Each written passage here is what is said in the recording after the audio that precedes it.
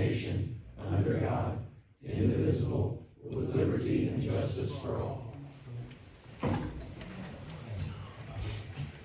Roll call, please. Sisson. Here. Zumwalt. Here. Garrell. Here. Huffman. Here. Hughes. Present. Garcia. Here. Holloway. Here. Kellenberger. Here. All right, we have a quorum. Next up, we have the city report. And the first thing I want to say is this is our last meeting before Thanksgiving. We have a lot to be thankful for. I hope everyone has a festive and thankful Thanksgiving with family. That's the first thing I want to cover. Next is last week, Brianne, I believe we had a meeting at the West Side Fire Department, and we met with the Chief Operating Officer and Tim O'Donnell. They both are with National Primers, the entity that is building on the west side over there. And they had some good news, and they're shooting for spring to break ground. Is that correct, Brianne? Yep, the project remains on track. Perfect. And then last but not least, the biggest thing I've been talking about this last week is normally on December 1st or November, sometime in that time frame, the lake is drawn down for the winter season. And I've kind of prepared a statement here I'm going to read. The city will begin its annual lake drawdown on December 1st and will draw the lake down 3 feet from full pool. The lake currently is down approximately 21 inches per our lake superintendent. We've had many, I can vouch for this, lake homeowners reach out to us expressing concern that the lake is not being drawn down to 4+ feet as it typically is. And we have a chart that she has of the amounts we've gone over the years. I want to assure you that this decision has not been taken lightly, and we have consulted with our engineering firm, Crawford, Murphy & Tilley, on the subject just this week. And as late as today, and they've let us know that the plan we have won't have a negative impact on the lake. Our lake superintendent has also discussed the issue in peer groups and with conservationists. We would not chance this course without a reason or do anything that we would have been advised against that would adversely affect the homeowners or lake users. While drawing down 3 feet is more conducive to winter hunting and fishing, that is not the driving factor as to why we are doing this. We are seeking to strike a balance to avoid erosion caused by water freezing against the bank and wind erosion worsened by exposed banks. Our water treatment facility is also undergoing significant emergency improvements, as we're all aware recently in recent events. And given those concerns, many residents have expressed, with water taste and quality, we wanted to take that into consideration as well this year, because whenever we open up those doors, lots of sediment gets introduced and contaminants to the water facility. So that's a unique circumstance for this year as well. If we were to receive an unexpected amount of rain this winter, we can always open the gates to reduce the water. The one thing we can't do is make it rain to get more water. And some of the people I've talked to have emphasized that our lake was designed as a water source first and foremost. So if we have an unexpected drought, we can't make it rain. So this year we looked and we said 3 feet was the number we're shooting for, and we're going to adjust after talk with all the council and numerous people in the public. So that's all I had to say about that. Did any of the council have anything they wanted to add? I know Alderperson Kelleher, you talked to a lot of people. I think a lot of them totally didn't understand the part about if we have a super wet winter that we can withdraw some of that water. Because they would definitely, the main thing about their property, so if indeed you can do this and, eliminate the problems, that'd be good. Perfect. And did you have anything to add, Heather? You've been heavily involved. I know you've done a lot of research. We've talked about it. Do you have anything you wanted to add? I don't have anything to add other than we absolutely have the capability to open those gates further if we would have a significant amount of rain or snow melt runoff. That's something that I would keep an eye on at all times to make sure that we don't get to that point. When we do open those gates on the side, so they'll be open to the 3-foot level.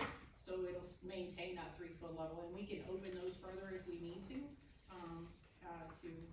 combat that rainfall if necessary. What was the main reason not taking it down to 4 foot? I know the mayor explained some of it, but what was the primary reason? Well, as he explained, with the water treatment plant, opening those gates doesn't introduce more sediment to come into that, and so that's something that, we don't wanna introduce more sediment into that facility at this time.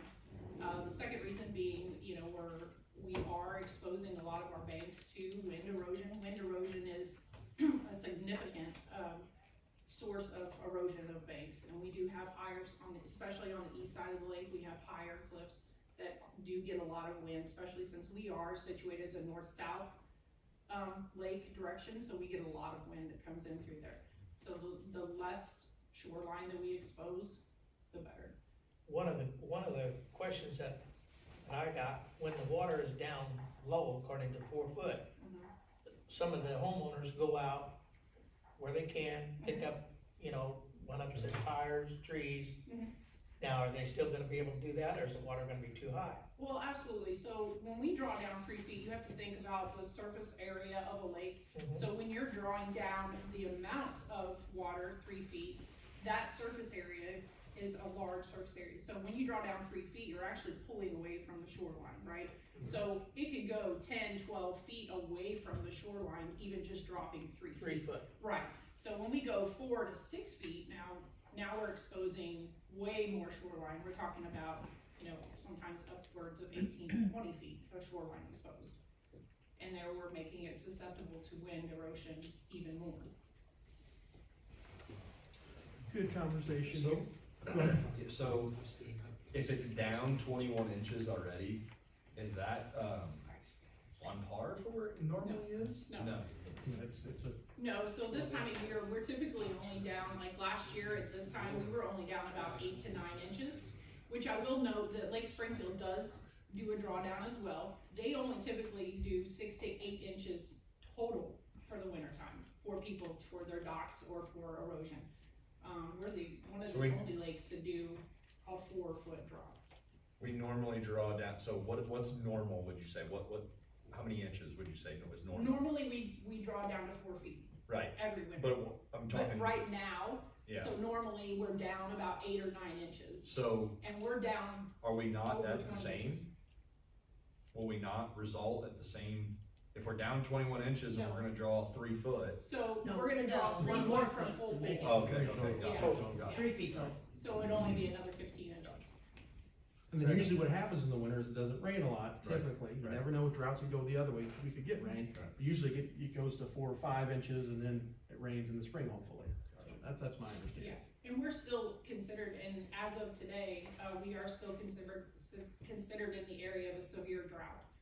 So a lot of the rain or anything that we get, for instance, tomorrow, it is predicted for rain tomorrow.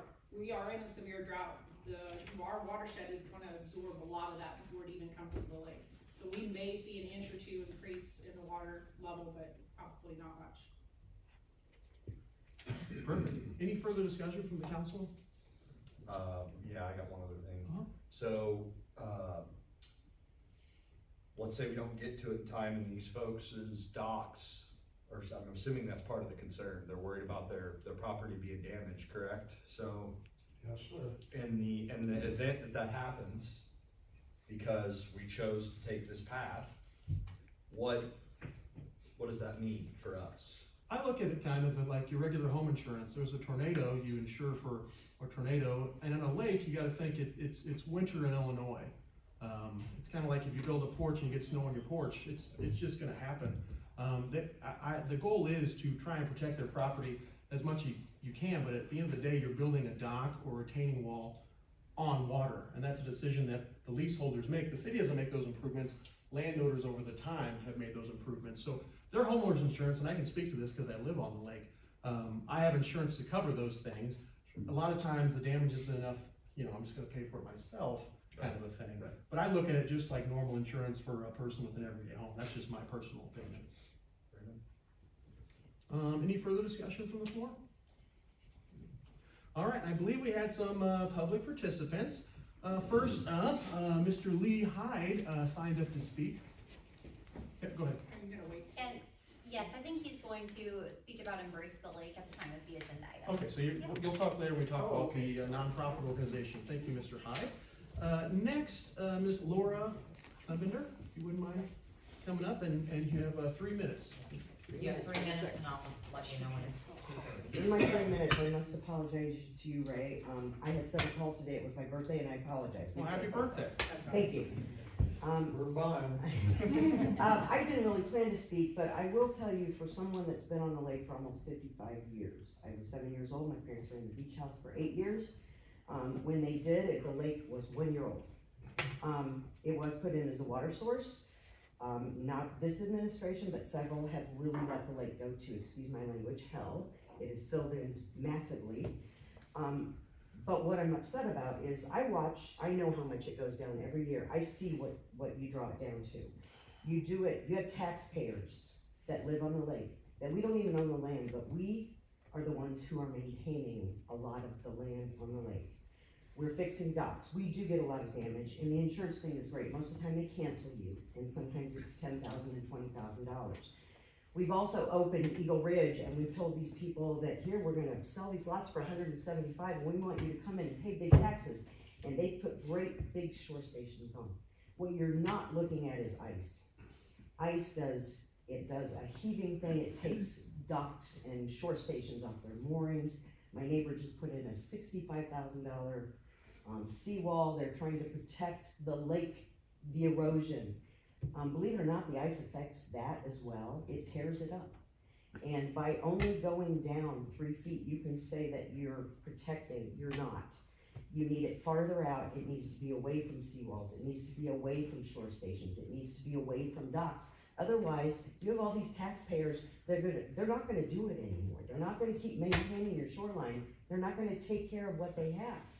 I've watched it for 55 years. The lake, you can stand up and it's here in the middle of the lake. When we had the beach under the high dive, it was 23 feet. 15 years ago, I was told it's at 14. So, and I know for a fact, I'm on that lake. I've been on it for years of my life. I lived on it for 40, almost 40. You know, I'm not saying it's your fault, but it's filled in. There's lots of problems. And if you don't start listening to the people who know that live on it, they're the ones that are telling you what's really happening. You can look up all you want, but I'm telling you, from living on it, 3 feet is not gonna protect people's property. It's not gonna protect your Lori, you're erosion. at 30. You got 30 Okay, seconds. so I really think that you need to reassess and you need to respect these people that are paying, taxes, especially on land. They're paying on their houses, but they don't own their land, but they're maintaining your lake land. Thank you. Thank you for your time and your comments.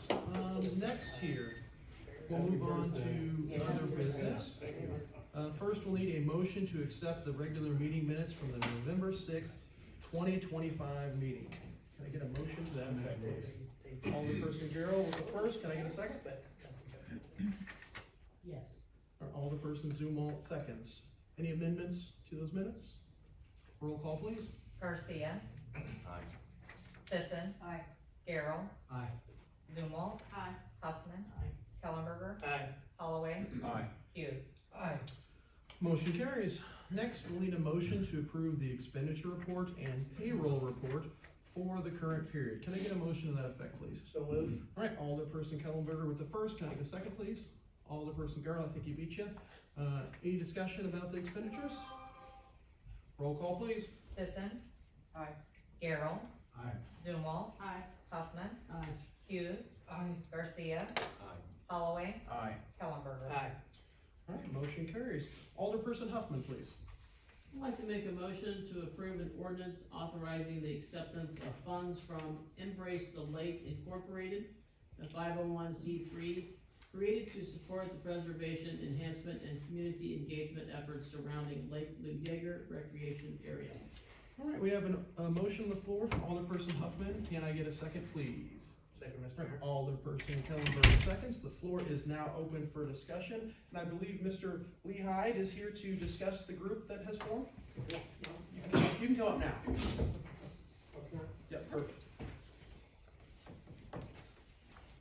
Okay, so I have, I know a few of you, and my name's Lee Hyde. I have been a full-time resident on the lake for 6 years and have owned property there since 1999. The city of Litchfield is a wonderful place, and the lake has given me an unbelievable amount of memories. I want to give back. So, I was trying to work with Folly and through Folly, but after talking with Mayor Fleming and Brianna and a number of other different people, it became kind of evident that we needed a different type of vehicle to really drive the type of donations and grants and things that we need in order for us to really have an impact, because it's important for us. That is why I formed Embrace the Lake. It's 501c3, as you mentioned. I believe the communication is extremely important to this community, and we're putting together a website right now, and the website is going to have news. We're gonna have people submit pictures. We want people to make it easy for people to make donations, things along those lines. So everything that we're doing is for the sustainability and the promotion of the lake. We have some really good ideas. There's additional amenities that we would like to bring forth and make even more improvements to the lake. I mean, obviously there's a number of things that go way beyond what we would be able to do from a financial standpoint, but every dollar helps. And for us, I think it's important that we do what we can so that everybody's properly educated. There's a lot of good questions here about the lake itself, and I'm learning all the time, and I'm gonna do everything I can to learn as much as I can, work with Heather and the city to make this, it's a great attraction, and we need to celebrate. We're gonna be 60 years old next year, so we're planning something for that and a number of other things. So, and then one other thing too is I want to thank Folly. They have done a lot for us over the course of time, and I think it's been very important. I wouldn't have gone forward with this if I had not gotten Andy Furman's okie dokie, and he supported me 100% on this, and I feel real good about it. I'm excited, and that's basically it. And Lee, one thing, just because I know we've had a meeting before, I think, and Laura, her point, I thought was a great point, listen to the people on the lakes, hear what they have to say. That's part of what we do in general. Your group's goal is to engage everyone that's living out in the lake and have those conversations. I mean, you had some pretty big goals on that list, you know, in terms of sediments and silts and what we can do and how we can get there. Correct? Absolutely. I have an email address. I encourage people to give their, I'm open at all times to talk to anybody about anything that they feel is important, or something that they're like, hey, we should do this or do that. The lowering of the lake is one thing, but there's a lot of other things too, and I think you'll be pleased and surprised over the course of time. We're gonna make this the best lake in this region. Any further questions for Lee? I have a question. Why do we have to have an acceptance from this organization? We take donations from other individuals. We don't have an agreement with them. Why do we have to do it with this? The organization requested that we do pass this ordinance so that they can turn it in with their annual statements that are required for a 501c3.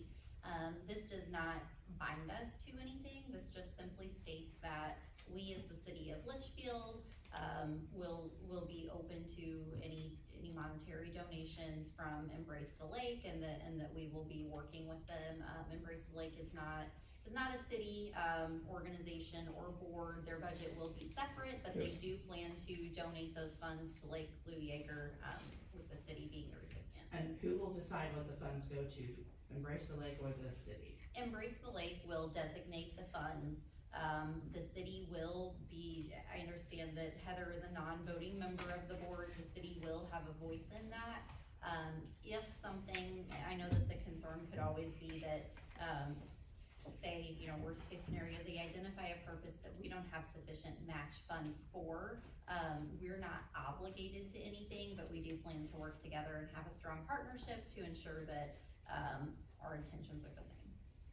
Absolutely, yeah. The state of Illinois, I wanted this to be 100% legal. I don't believe in just doing things and saying, oh, you know, we're rural area, whatever. The IRS has certain things that they insisted that we do for us to get our 501c3, I met those. You go to the statutes of the state of Illinois, they talk about, in this state, and not every state, you can create an organization that will create, you get donations and grants and whatever, all of those, then all of that money then goes to the city and to a particular entity, and that's basically how it's set up by the state. They don't have any real words. They just say, you gotta make sure that you understand that this is what, this is what this is for.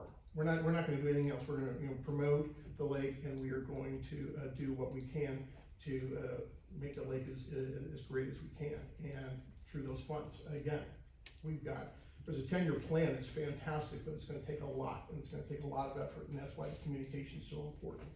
And where do you propose to get the money to fund these projects to donate to the city? The website's gonna have a place in it where you can you can make donations. We will accept, checks to, it's not like Folly exactly, I mean, we're not, it's not a membership, you're just donating. We're also going to look at grants, from different foundations to help us as well.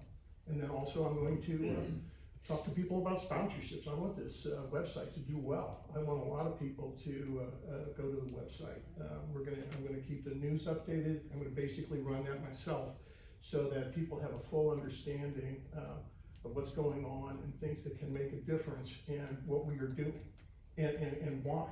So there'll be everything is gonna be transparent. This isn't something where we're just, we're doing this, we're doing this. Everyone is gonna know exactly what's happening with the money that is donated. And there's no obligation to have matching funds on the city's part. I think, in my opinion, it's a great thing. It's an advocate for our city. It's gonna draw business in. Like, clear as day. I can say, I know he's been working on this for a long time, and I'm just appreciative of any citizen organization that wants to reach out. It's a wonderful thing, in my opinion. I know you think the same thing, you're just wondering why, in this case, we did the. Right, I mean, cause I know that we've taken donations Yes. without that, and so the agreement is more benefit for them than the city. Yes, it's for their records, yes, it doesn't bind the city to anything, but it's so that the 501c3 can say this is our intent and purpose. Gotcha. And we are very excited to partnering with Embrace the Lake, and we're excited to see what we can achieve. Being the city's involved in this, is there any liability towards the city? I do not believe so. It's a separate 501c3 coordination that is not governed by the city in any way. We would just be the recipients of funds that they designate for the lake. Is that correct, Trent? Correct. This doesn't create any sort of agency relationship between the city and Embrace the Lake. All this resolution will do is just allow Embrace the Lake to go back and, like Brianne said, go to the state and say, hey, here's our purpose is to fund recreational efforts around Lake Louis Yeager. And here's a resolution that we took to the city to prove it. So there's no obligation to, have that agency relationship between the city and Embrace the Lake. Essentially, the city's just going to accept any donations that Embrace the Lake will thoughtfully give to us. Yep, absolutely, every dollar. And just for the record, we'll accept donations for people without an agreement too. Any further discussion on this? Which, by the way, it's tax deductibles for all you people who have tons of money. All right, I think we're ready for roll call, please. Zumwalt. Kellenberger. Aye. Sisson. Garrell. Aye. Hughes. Aye. Huffman. Garcia. Aye. Holloway. Aye. All right, motion carries. Alderperson Zumwalt, please. I make a motion to approve a resolution approving and authorizing a demolition agreement for the demolition of 1325 North Jackson Street. All right, we have a motion on the floor from Alderperson Zumwalt. Can I get a second, please? I'll second it. Alderperson Garcia beat you to the punch with his hand there, Josh. I got a second from Alderperson Garcia. And just to be clear, this was coming from grant funds again, right? Yes, it is. Our community grant. Perfect, love to hear that. Any further discussion on this? Roll call, please. Hughes. Aye. Holloway. Abstain. Zumwalt. Aye. Huffman. Aye. Sisson. Aye. Garrell. Aye. Garcia. Aye. Kellenberger. Aye. All right, motion carries. Alderperson Garcia, please. I make a motion to approve a resolution waiving competitive bidding procedures and authorizing the emergency expenditures for the Litchfield water treatment plant listed below. HF Scientific Rehabilitation Chloramine Monitoring Equipment for $2,229.71. And USA Blue Book New Chloramine Monitoring Equipment for $32,848.90. All right, we have a motion on the floor from Alderperson Garcia. Can I get a second, please? All right, Alderperson Holloway seconds. And Brianne, this is a smaller one, so it looks like we're kind of stabilizing a little bit, correct? We are, over the next few weeks, the repairs that we're making have already been approved, and we're working to get back to a healthy place. Good, good. Any further questions about those emergency repairs? Is there any kind of, date as to when we will be back to where we should be? We do not have a concrete date, so just to clarify for the public, the water that we are producing is passing all tests. It is safe to drink, but we understand that the taste and odor can be a little bit different than what people are used to. That's because we're still feeding free chlorine. Typically, we feed a combination of monochloramines and ammonia. We are on free chlorine until we can repair the monochloramine and ammonia feed lines and those feeding systems. So we are working with the contractors and the engineers on that. The ball is rolling. We've taken all of the first steps. We don't have a completion date as of yet, but it is actively underway. All right, any further discussion on this? Roll call, please. Zumwalt. Abstain. Sisson. Aye. Garrell. Aye. Huffman. Aye. Hughes. Garcia. Aye. Kellenberger. Aye. Holloway. Aye. All right, motion carries. Alderperson Hughes, please. I'd like to make a motion to approve the 2026 regular meeting dates of the City Council of the City of Litchfield, Montgomery County, Illinois, and the holiday schedule. All right, we have a motion on the floor from Alderperson Hughes. Can I get a second, please? Alderperson Garrell seconds. Any questions about our schedule? Roll call, please. Garrell. Aye. Sisson. Aye. Zumwalt. Aye. Huffman. Aye. Hughes. Aye. Holloway. Aye. Garcia. Aye. Kellenberger. Aye. Motion carries. Alderperson Hughes, please. I'd like to make a motion to approve insurance coverage from IML RMA as presented. All right, we have a motion on the floor from Alderperson Hughes. Can I get a second, please? Alderperson Zumwalt seconds. And Brianne, would you be able to just give us a quick update on what this is? Sure. So this is our city insurance coverage. It's for property, equipment, crime, general liability, auto, workers' comp, public official bonds, equipment breakdown, cyber, and dam liability coverage for the city. So we, in past years, have gone with ICRMT for about the past 3 years for our insurance, and our broker provided a quote to us that was about an 8.45% increase over last year.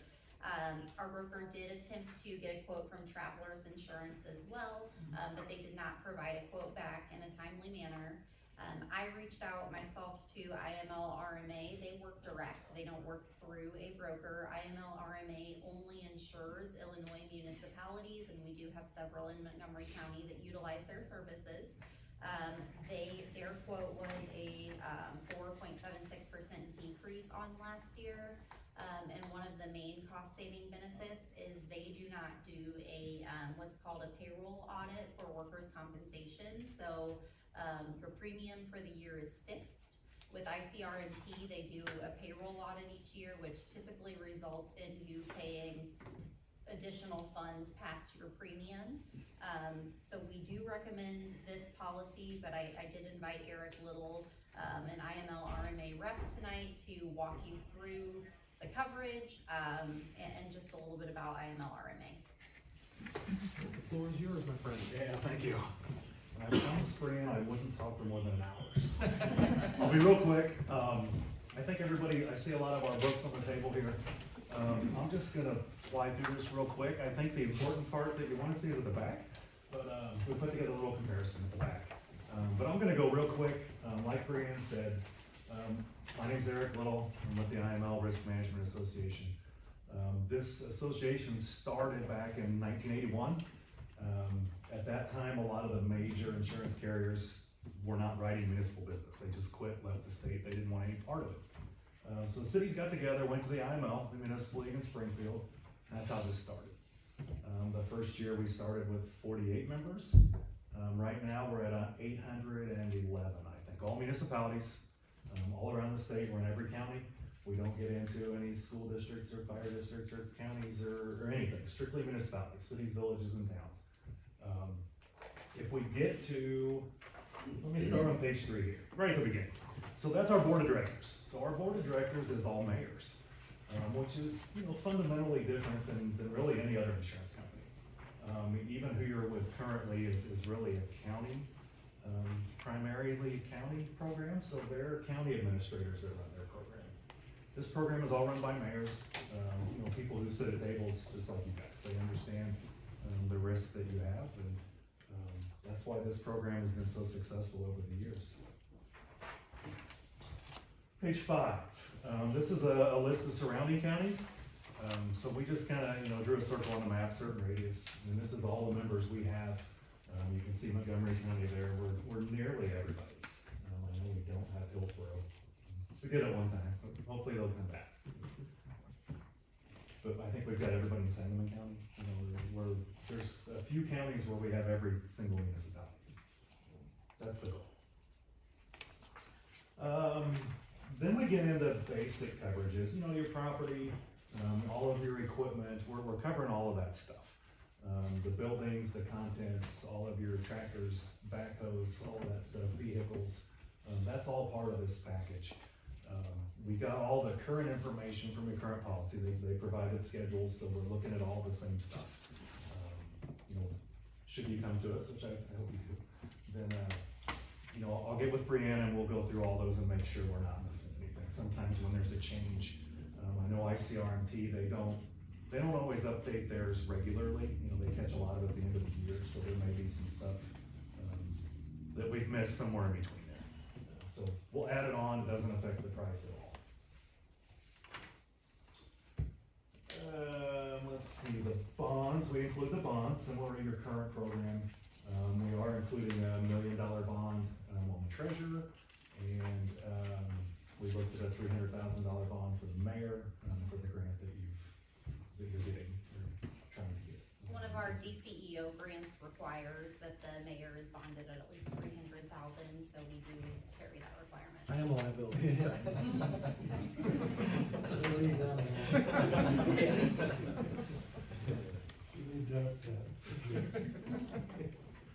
And then liability wise, the liability, when you get sued for stuff, that's where the defense comes in. We defend the city, we cover the city, we defend you for that. Big difference is deductibles. Our limits are a little higher too than what you currently have, but deductibles are different everywhere. That's a real highlight of our program. Our deductibles are very low on the property, vehicles, equipment, we're $500. I wish I could get that on my own house, $500 deductible. And that's really a testament to our board. They have been, they're adamant that we keep our deductibles low, to really help with your budget. You get $5,000, $10,000, $25,000 deductibles, and then you start having claims, you're paying all that out of pocket. So our board sticks to the low deductibles, and nobody else does. That's where people really struggle to compete with us, because of the deductibles. The cyber coverage, that's something Brian asked me to point out too. So currently you have a $2 million cyber policy. We can't even get that much. The most we can get is $1 million. $2 million is very difficult to get now. Years ago, when this coverage first came out, it was readily available, very easy to get. Then as they started having claims, they squeezed that a little more. So, we can get $1 million. I talked to Brianna about that. As far as the pricing, there is a pretty extensive application with a lot of IT questions that I could never answer. They're strictly IT, very detailed as far as your policies and the software you use and all of that stuff. So once we get that, then we can get that up. What we include normally is $250,000. That's what our package includes for all of our members. And then a lot of our bigger ones purchase higher limits, 500,000 or $1 million. So we've discussed that too. But she wanted me to point that out, that's a big difference, as far as the limit that we can't even get. 2 million anyway. The work comp, Brian mentioned the payroll audits, we don't do that, what we do is a self-audit. So at the end of the year, if you underestimated and now your payroll is actually higher than you thought it would be, everybody else will bill you for that difference, and we don't do that. Likewise, if you're the other way, we don't refund it either. It is what it is for the year. So I know sometimes those payroll audits can be thousands of dollars. Loss control services, we're big in the loss control. We've got safety guys that do the trainings, they do the OSHA required trainings that are required. So like, I own my own corporation, I do, workers' comp stuff all the time. Yeah. So we won't report monthly, it's just a fixed. Not monthly, yep. We look at total annual payroll, so we did it for this quote, the annual payroll you gave us. And then at the end of the year, we'll send you out a form saying, now give us what you actually paid. And then it'll adjust? No, it doesn't at all. No, I mean, the premium. the next year. Yeah, Right. yeah, it's every year, Okay. you know, you estimate that payroll every year. You know, and it's by category, you know. We do that self-audit, just mainly for our reinsurance, so we buy reinsurance as a pool, we buy insurance that covers us too. If those numbers are way off, you know, if you estimated $2 million in payroll and you actually had 5, that's gonna raise some flags probably. You know, and then I would come out and sit with Brianne and say, what happened? You know, where's the difference? Let's make sure it doesn't happen again. The loss control safety training, our guys are super busy right now with OSHA. OSHA's hired a lot more people. Our guys have had several meetings with OSHA, and they really want us to focus our on-site trainings on the high hazard ones. That's your trenching and shoring, your confined space, the lockout, tag out. Really those 3 that they have our guys focusing on all around the state. Everything else we've got online, we've got a pretty extensive online program for trainings. But the big thing is those 3 main ones that OSHA's really dinging people on, and they're giving monetary fines now too, to cities, which they've never done before. You know, we're starting to see $10,000, $15,000 fines, just for not having the training you're supposed to have. So we offer those, it's all included, there's no additional cost for that. It's part of our package and what we do. Page 24 is that coverage overview. This is what I mentioned that is really the meat and potatoes. You can go down through there and see the different limits. We're $8 million with a 16 million aggregate, versus I see a lot of 6 million and 8 million there. That aggregate is you know, the most you would pay in a year, most we would pay out in a year. So at 16 million, you can have 2 $8 million claims, you can have 16 $1 million claims in the cases. And deductibles are huge. Currently got a $10,000 deductible on property, on your buildings. We're at 500. Flood and earthquake, we're 25,000, they're at 50 currently.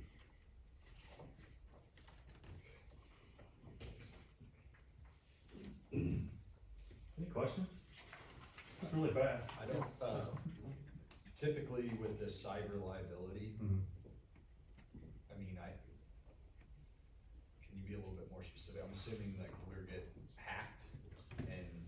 Yeah, a lot of what we've seen is the ransomware stuff, you know, where somebody hacks into your system and they lock you out of it. You know, they lock out all the data, you can't access it, and then they want a ransom. They want you to pay, it's Bitcoin. It's Bitcoin. You know, and it's pretty wild. But a lot of what we found too is, you know, the claims are expensive, but a lot of what we found is that usually they're bluffing. You know, they get in your system and they lock it out and they say they've got it all, but they really haven't taken anything. So it's interesting. But so the coverage will pay the ransom if it's recommended, and then it also pays, you know, if you've got data that is leaked, Social Security numbers, driver's license numbers, whatever, from employees, it covers like a LifeLock type credit monitoring thing. I'm sure most people have probably had their cards hacked from Target or whoever over the years, and similar situation. What are we doing to make sure that that is not on the table here? So we have Zobrio contracted as our IT provider, and they provide all of our cybersecurity for it. We also do an annual, cybersecurity training for employees that use computers. Yeah. Perfect, any other questions for him? One of the things I looked at, and I really like the deductible difference. I mean, that's huge. It's gonna save a ton of money just if we have claims, which I hope we don't, but that's one thing that really impressed me. The bigger coverage, but yet the smaller deductible, so thanks. Yeah, and we did put together, I don't know if you saw, we did put together a little spreadsheet. Basically, we looked at all of your claims the last 5 years and what, with your deductible levels versus what ours would have been. Basically, for the last 5 years, you paid $75,000 in deductibles. On those exact same claims, our cost would have been $6,000 for deductibles. Perfect, any further discussion? Go ahead. Yes, that's the question. Yeah. And one thing I wanted to say for the public, I had a few people reach out to me and say, you know, they thought this might have been the health insurance for our employees. That's a totally different thing, and we have a committee of employees that help guide picking their, health insurance. I just want to make that clear for the public. And I'm thankful I'm not a health insurance. Touche. All right, any further discussion? Thank you, sir. Thank you. Roll call, please. Garcia. Aye. Kellenberger. Aye. Darrow. Aye. Zumwalt. Aye. Huffman. Hughes. Holloway. Aye. Sisson. All right, motion carries. Alderperson Hughes. I'd like to make a motion to approve an ordinance approving the membership in the Illinois Municipal Leak Risk Management Association and authorizing the execution of an intergovernmental cooperation contract. All right, we have a motion on the floor from Alderperson Hughes. Can I get a second, please? Alderperson Garrell, seconds. Any discussion? This is a follow-up to the prior. Roll call, please. Darrow. Aye. Holloway. Aye. Zumwalt. Hughes. Garcia. Aye. Huffman. Kellenberger. Aye. Sisson.